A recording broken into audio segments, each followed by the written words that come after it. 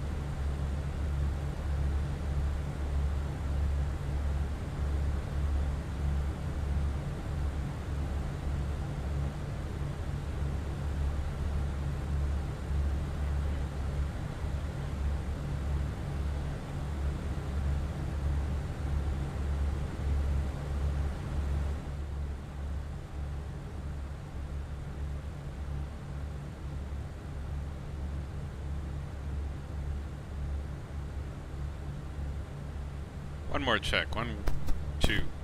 1, 2 check.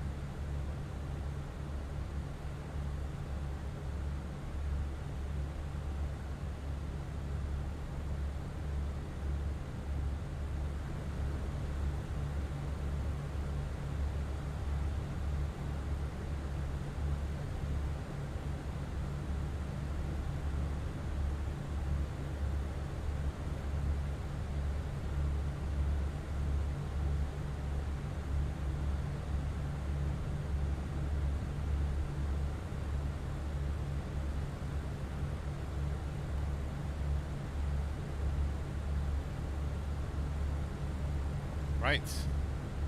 Hopefully the volume's sorted out. For those joining me today for the stream, I'd like to welcome you aboard Hong Kong Express Flight 314 from Hong Kong to an island just northeast of Taiwan belonging to Japan. ICAO ident is Romeo Oscar Romeo Sierra. I will not even try to pronounce the actual name, as I guarantee will butcher it. Currently we're at 35,000 feet. A nice healthy ground speed at about 470 knots. And we are more than halfway. In fact, we are about 5 minutes away from starting our descent. This is sort of an impromptu stream. Wasn't planning on streaming this flight, but I thought it would be quite interesting. Dare I say, quite exciting. As out in front of us is the latest typhoon storm blowing through this part of the world. I can't recall the name, I'll look it up.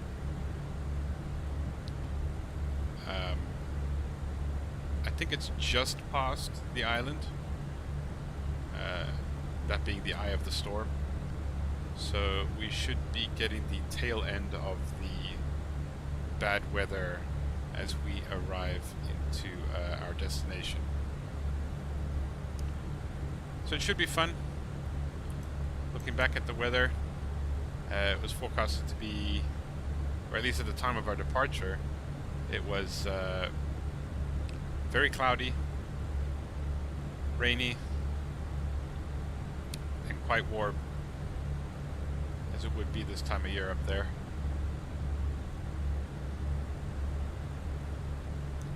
In fact, probably due to check the weather now. But before I do so, I'd like to introduce you to the Fenix A320 for Flight Simulator 2020.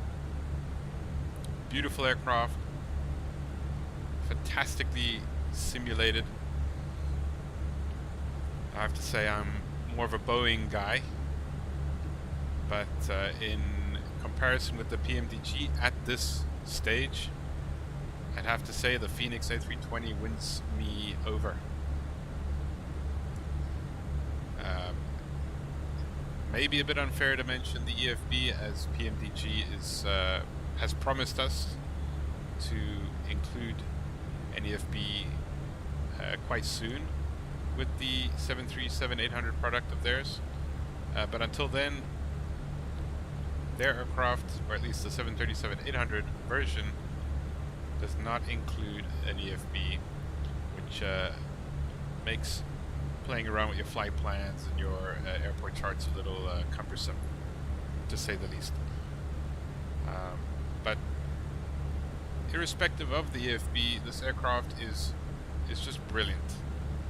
I don't really want to go into the outside view, otherwise let me do that quickly, but I'm going to put a warning out to those wearing earphones or have their speakers on a loud volume. It's going to get loud. So let's just pop outside quickly and have a look.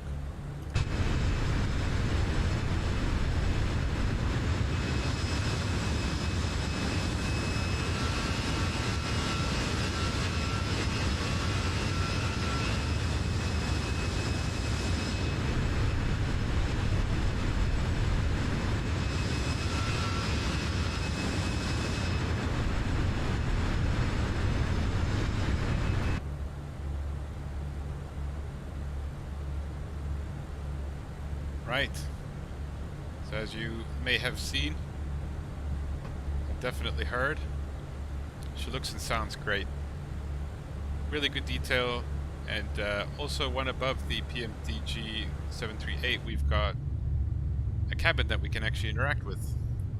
Well, I say interact, we can walk through it. But we've got some nice, real nice wing views. And again, as you can tell by the the sound difference from or between a seat in front of the engine and behind the engine, I mean, they put a lot of attention into this aircraft. And again, great visual, great details on the wings. Some nice wear and tear and weathering that we're seeing there.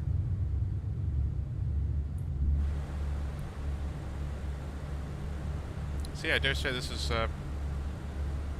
one of my favorite aircraft for the sim. I do own the Leonardo, the MD-80, the Fly the Mad Dog aircraft, also really good. However, you know, I do have some gripes with that aircraft, but I guess we could leave that for another video. As you can see, we are approaching the weather system now of this typhoon. No doubt we'll get a little bit more hairy the closer we get to our destination. With that said, let's have a look at the weather. So another plus for the Fenix over the PMDG aircraft, we've got the option of where is that button now? The MC. We can go to this ATSU page. And amongst other things, we can actually call up the weather. So RORS is our destination. We'll get the METAR for now. I think this thing, I'm not sure, I'll have to check the manuals up, but I think this is CPDLC. I think it works in this aircraft. I think you can use it online, on the network. which, by the way, I'm flying. We're on the VATSIM network. Timing is obviously offset. I'd prefer to fly during the day just to see what we get to see on our way into this. Oh dear, no weather for this airport. Let's see if we can pull that up on my app quickly here on my phone. Just give me a few seconds.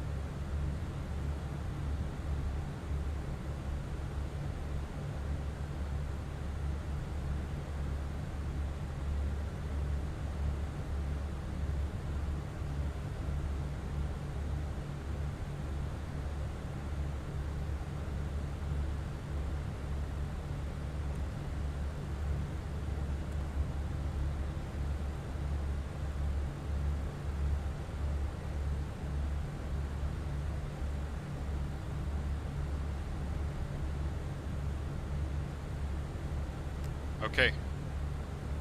We've got some intense news here as far as the weather is concerned. So according to my little app here, the winds are blowing at 140 degrees, 39 knots, gusting 51. Visibility is 6,000 meters, and obviously heavy rains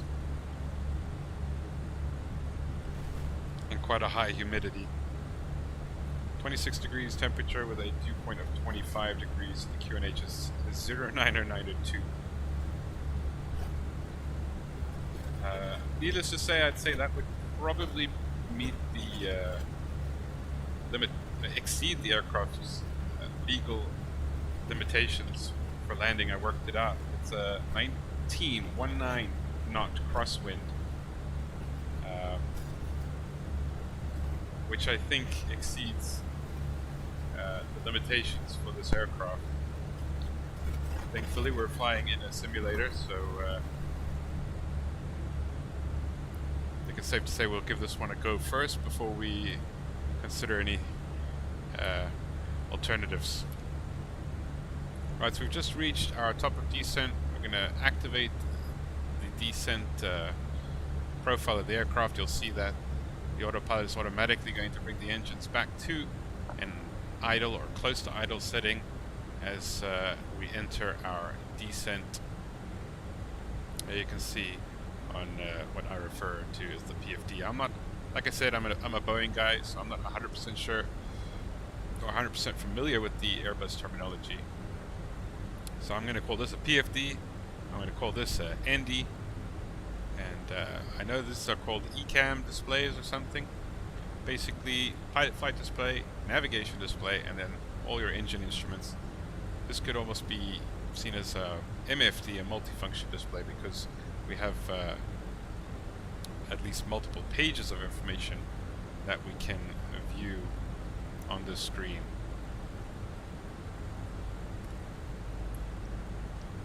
So as you can see outside, the clouds are now nice and thick, and when we were looking outside the window now, you can still see the white horses on the ocean down here. So it's very windy, very stormy. We're coming up to some islands here. If you noticed at the start of the stream, I had a little satellite image of the weather system in this area. So it looks quite gnarly, and I'd say it promises to be an interesting landing. Depending on how I feel, I might divert. If I really feel like I can't get her on the ground in one piece, I might divert. We should have enough fuel to go to, I think it was Nagasaki. But that's going to be like another hour and a half of flying. What I might do instead is we'll turn back and head to Taiwan, where the weather isn't much better, but at least we've got, I think it is a little bit less intense,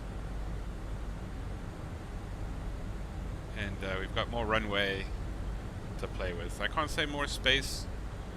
The airport I have for Taiwan is nestled in between some hills, so not a lot of room for error there either, but I think we might have better luck there than here. So for those not familiar with Airbus, mostly everything here is automatic. That includes the pressurization system. I do not have to update. I know that in some Boeing outfits they put the destination pressure in the pressurization window on the overhead panel in a Boeing. I like to, just in case I have to turn back to my departure airport, initially put the departure airport's pressure setting in the system. But either way, in this case, it doesn't matter what my preferences are. If we have a look here at the pressurization gauge, you can see the cabin is descending. The PSI, the differential pressure, is becoming less, and with that obviously the cabin altitude or pressure altitude is also becoming less. This all as we descend at an actual descent rate of 2,700 feet per minute. The aircraft, as I mentioned, a lot of things are automatic here, so the aircraft's also managing our descent and our speed, keeping our speed approximately within a range here as we descend to try and make our target altitude at NE. Got some cloud here. I think we'll bust through it quite quickly, but just in case there's, I'm just worried about icing here, so we're going to turn on the engine anti-ice for 1 and engine 2. You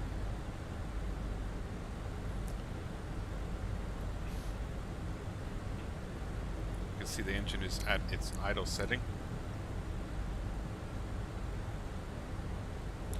Let's call up our charts here quickly.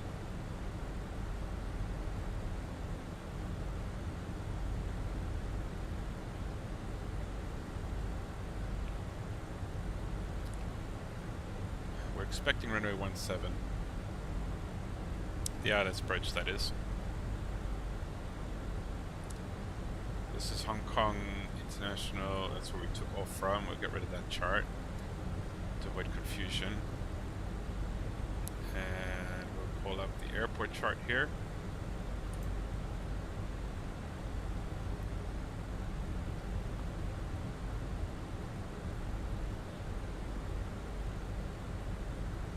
Alright, as you can see,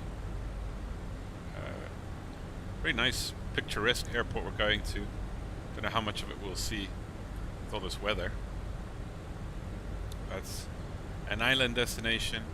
It's really at the right on the edge of the coastline, on this sort of, I wonder if you could even consider this a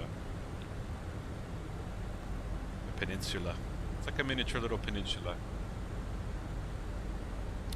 This little outcropping of land here, and runway 17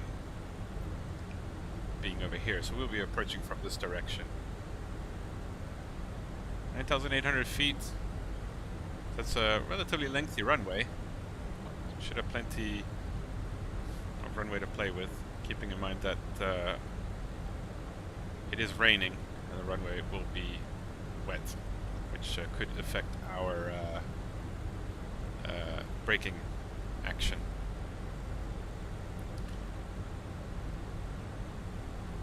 And there is an approach and arrival here. This is the NE arrival. It's basically just a straight in approach. I might cut this corner just because Diana's about at a 10-mile range. We'll have to take over our descent here, bring ourselves in manually. So we're going to take over the descent rate here, and I'm going to manage the speed myself. I'm going to tell it to reduce speed all the way down to, let's make it about 210 for now, 220. Alright. 5,000 feet's our new rate, our new altitude, or target altitude. Getting nice and dark as we get into this heavy cloud. Very ominous. Alright, once again, automatically this information is being put into the system apart from the decision height, which we're going to put in as 240. We go ahead, put in the rest of the information into the performance system of the aircraft. Go to the approach phase here. So we said the QNH was 090902. Temperature is 26 degrees Celsius. The wind is a whopping 140 degrees. That's not the whopping part. The whopping part is the 39. I don't know, do they put the gust in? I don't think they put the gust in. Alright, we're gonna confirm that we'll use the 141 approach speed there, and the decision altitude was 240. So we'll put that into the Barrows window over here. We're going to be using full flaps, and I think we can get away with low brakes. We'll see.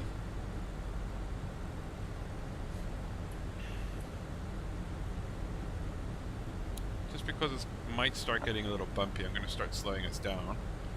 So I'm going to bring out some speed brakes here on the wings. Oh, there we go. We hit some rain. I think this is the last time we see good weather, or we see sky.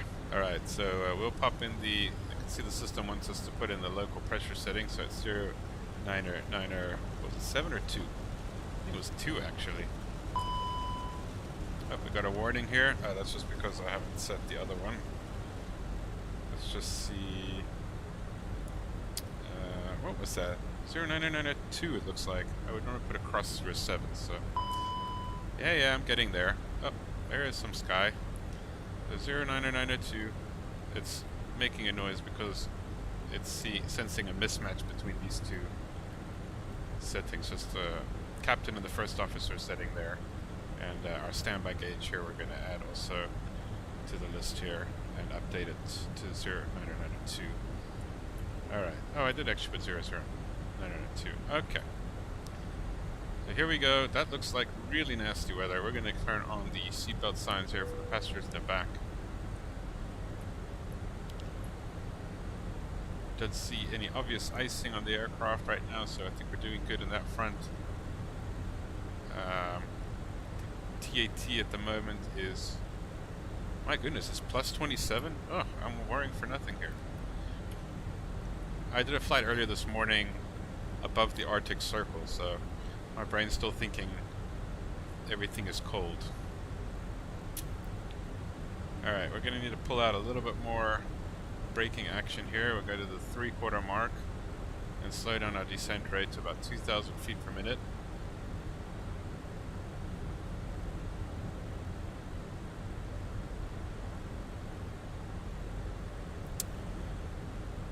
I suspect we are going to struggle to make our target altitude here. So we're already below 10,000 feet, so we'll turn on our landing lights, improve our aircraft's visibility to anyone in the surrounding area. Just to see, when are we going to intercept? So we need to be at about 1,600 feet, and that means we're going to intercept at about 5 miles, the glide slope that is. So let's bring this further down. What was it, 1.6? So we'll put it at 2 for now.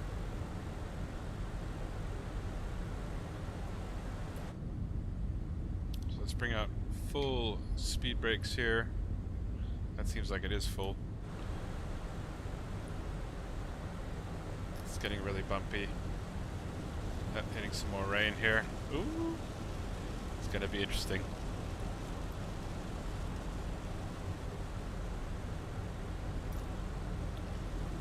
So I think 2,000 on a heading of 170. So that's basically runway heading to 2,000 and return back to the field. So for now I'm going to close this guy because I don't think we need it. Let's get some lighting here going so that we don't. Can turn this guy down just a little bit. Oops, this one.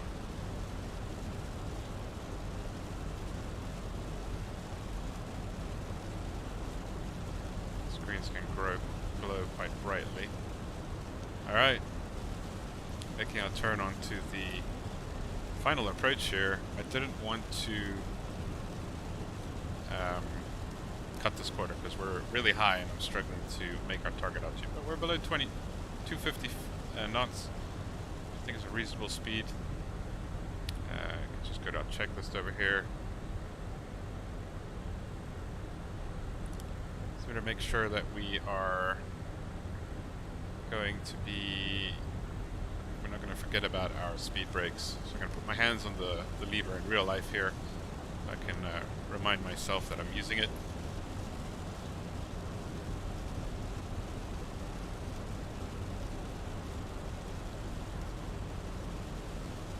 I'm actually kind of nervous.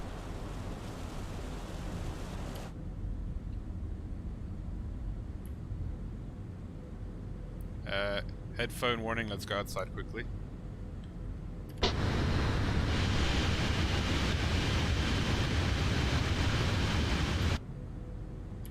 2,500. Alright, we're going to slow down here with our descent rate because I don't want us to nosedive into the ocean. Okay, we're coming up to 2,000. I'm bringing these spoilers up to help with the aircraft leveling out. We're 220. 23, this should be on the airport. I didn't check. Naughty me. Oh, there we go. Alright, 220 and leveled off. I should announce on the radio my intentions, but I highly doubt there's anyone flying out here today. And I cannot pronounce this airport. I didn't actually see if I could actually do it. But anyways, check it that. 70 knots. This is intense. This is suicidal. My goodness. So yeah, there's no like crazy terrain in line with the runway. It's going to be to the left of the runway. So we'll just do a straight out departure, or actually just to avoid everything altogether, we'll make a right-hand turnout 90 degrees just to avoid the island and continue our turnout. Get our terrain on here. There we go. Just to kind of confirm this. So nothing out to the right side except over there, but that's far enough for us not to have to worry about it. So we are almost 20 miles away. There we go. Yeah, so this is the VOR navigation beacon on the island itself. So yeah, I may have overdone it a bit in terms of descended a bit too quickly. At least we have an idea of what the weather is like down here. This is going to be very interesting. In fact, look at this. A ground speed of 160 knots. If this wind were to stop, we would stall. We would fall out of the sky. The only thing keeping us in the air right now is this headwind. 70 knots! A Cessna could take off without moving in this wind. This is going to be interesting. And I haven't even started slowing down. Theoretically, what's that? Like, I'm gonna have like a ground speed of 70 knots once I'm fully configured. In fact, maybe we don't want to use full flap. Let's go to the approach page here. Let's go config 3. Still 141 apparently. 135 will be the VLS speed, I think. Alright. So, still 15 miles away. We're really chugging along slowly here. I was a bit too aggressive with my descent. Things appeared closer in the mirror than what they seemed.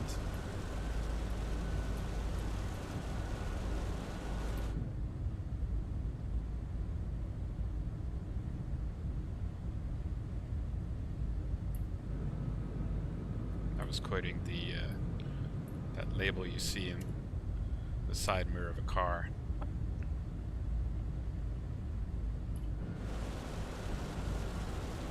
Whew. This is intense.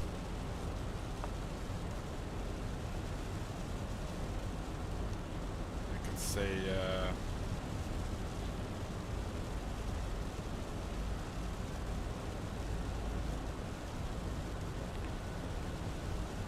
just firing off a WhatsApp there quickly.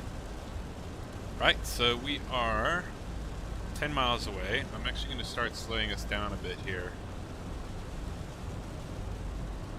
Reluctantly. I'm scared to. Alright, get ready to bring down the first notch of flaps. Alright, we're going to do that. Flaps 1. You'll see that the leading edge of the wing, the slats are coming down. So the Airbus has quite an interesting flap logic. It seems like it keeps the trailing edge, the normal flaps, up at flaps 1 setting when you're in the air, when you're landing. Ooh, look at that. That is some intense gusting. I am in so much trouble. Alright. Let's bring ourselves to 180. Oof. I might overspeed my flaps here. Let's go down to 170. 165. Bring in the next bit of flap. So that's going to jump straight down to flap 2 for the flaps here in the back while we're landing. Alright, we got to concentrate. Where's the... I'm forgetting about... Okay, there we go. So we can arm the approach.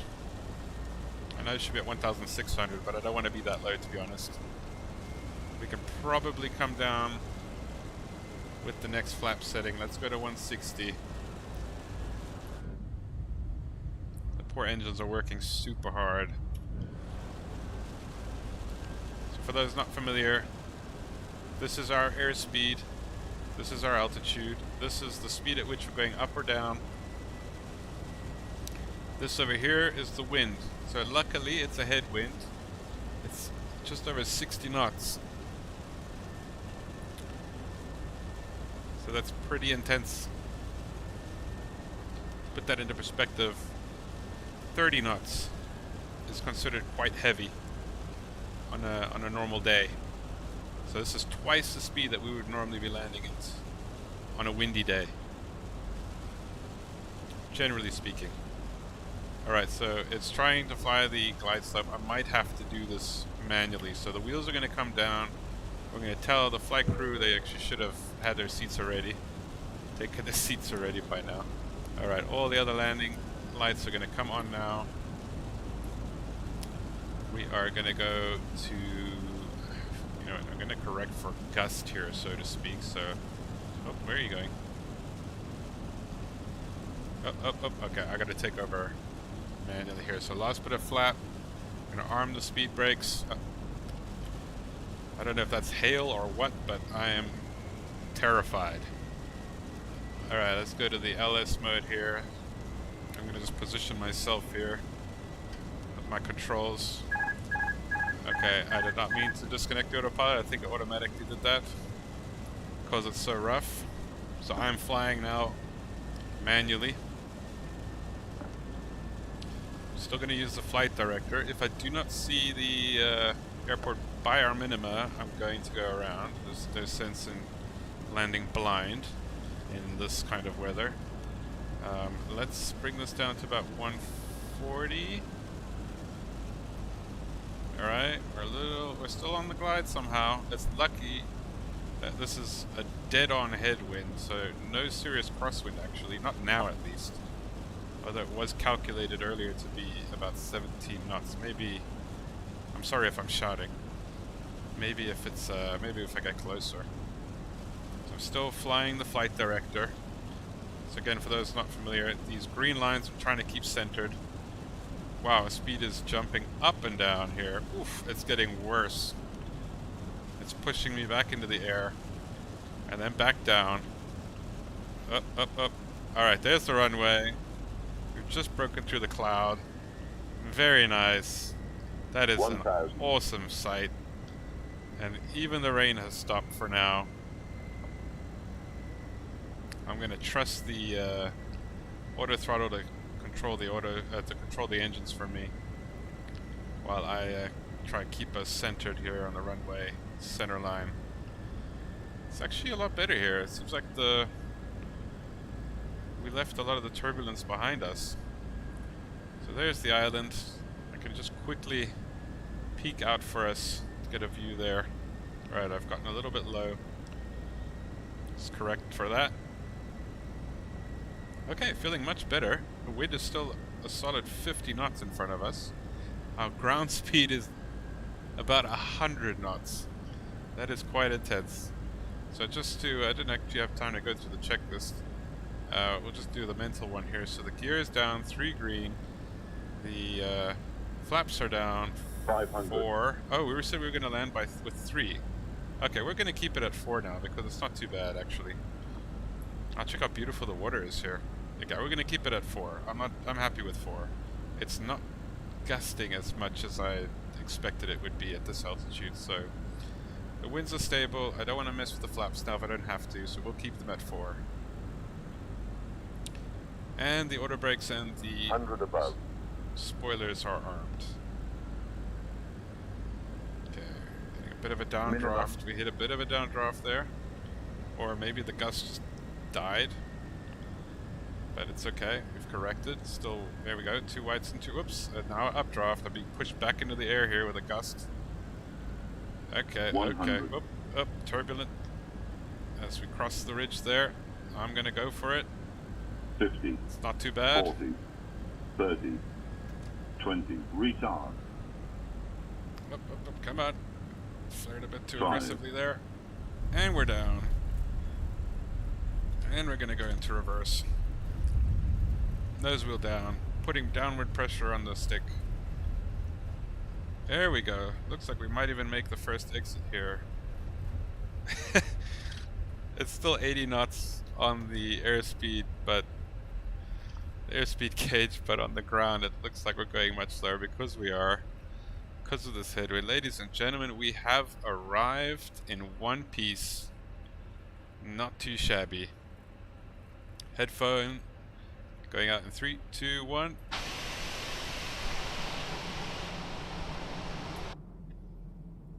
We have arrived.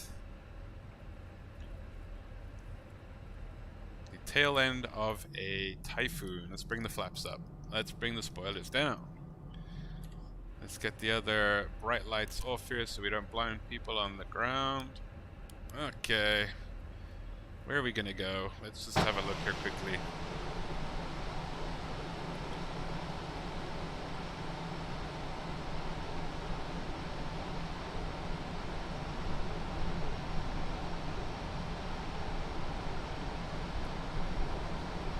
There's a very interesting apron. We're going to actually, let's take this one here because Flight Simulator likes to plop stuff right in the middle of where I want to go. I just need to turn the weather radar off here before we microwave everyone on the ground. Where's the... Let's put you on standby and you on standby. Alright. We are going to turn off the taxi lights here. Actually should get the APU started as soon as we possibly can. We'd have to wait for the APU before we... Why? Why do they insist on this? I'm just gonna park somewhere random. There's a nice clearing over here. Let's go there. Let's just suck this guy into our engine just out of spite. Alright, the APU flap should be open, so we're gonna start the APU.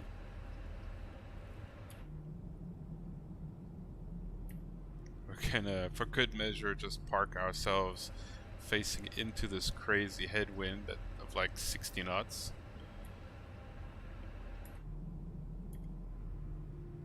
And we'll bring ourselves to a stop right here. Parking brake is set. We're just waiting for this APU to finish starting and become available.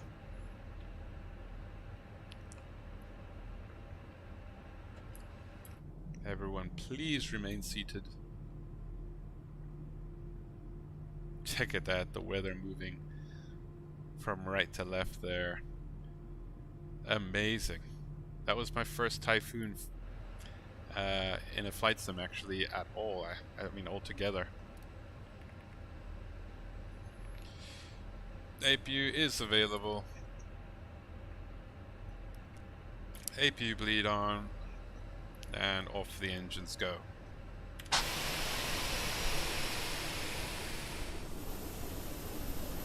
Sorry, I forgot to warn the earphone users here.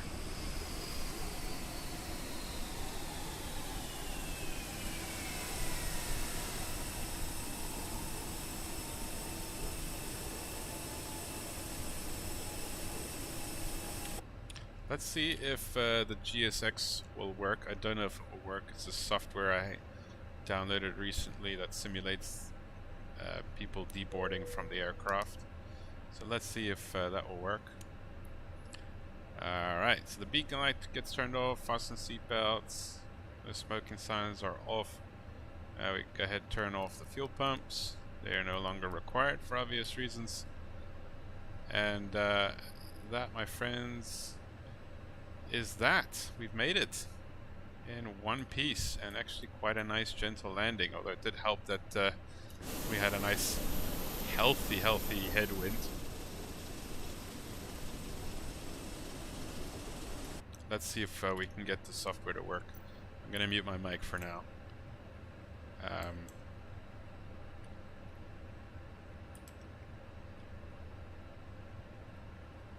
Actually, before I do that, let me bid everyone a farewell and like to express my thanks to anyone that may have joined me for this stream. I'm gonna sign things off here with the deboarding of the passengers. Hopefully the the extra program will work.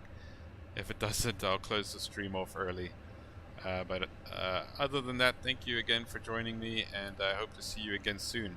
It's starting to rain. Oh, look at this. The weather is actually closing in now. Wow, we just made it in time. Look at that. Just 10 minutes later and the runway would have been fogged over. Look at that. The runway's literally, the trees in the distance, everything. Here comes heavy rain.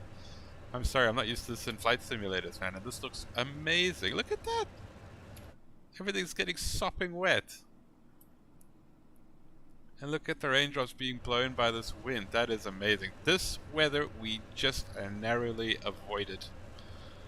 This would have made landing very, very difficult indeed. In fact, maybe even impossible, as we would not have seen the runway in time for our minimas. So yeah, with that said, hopefully there will be buses available for the passengers, as they will be drenched, no doubt. Anyways, thanks again. See you next time, and I'll be trying to stream more frequently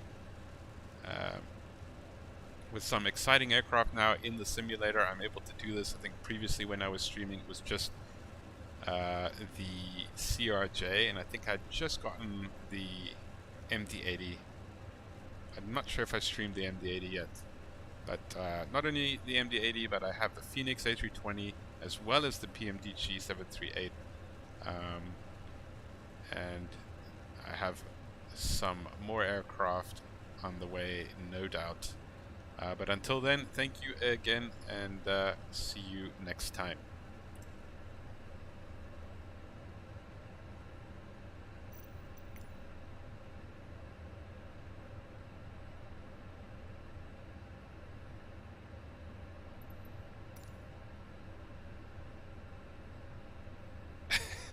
As quickly as the rain came, it stopped.